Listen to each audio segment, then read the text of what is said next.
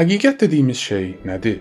Duyğu orqanlarımızla qavradığımız hər bir şeyə gerçək, həqiqi bir varlıq deyə bilərikmi? Bu suala verilən ən mistik və qeyri-adi cavablardan biri Platon tərəfindən öz dialoqlarında səsləndirilmişdi.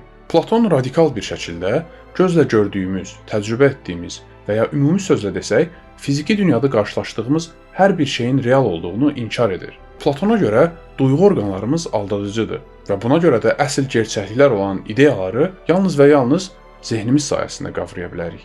Bəs Platonun həqiqi varlıqlar kimi qəbul elədiyi ideyalar nələrdir? Ortaq adı olan və çoxluq halında olan hər bir şeyin bir ideyası var. Məsələn, Əli, Vəli, Asif, Vasif kimi fərdi insanlardan başqa və onların üzərində bir insan ideyası var. Eynilə cəsarət və gözəllik kimi mücərrəd anlayışların, divan kimi insan tərəfindən düzəldilən süni əşyaların və hətta riyazi və həndəsi obyektlərin də ideyaları var. Platona görə ideyalar mükəmməl varlıqlar olduqları halda, fiziki dünyada qarşılaşdıqlarımız isə bu ideyaların təqlidlərindən başqa bir şey deyildi.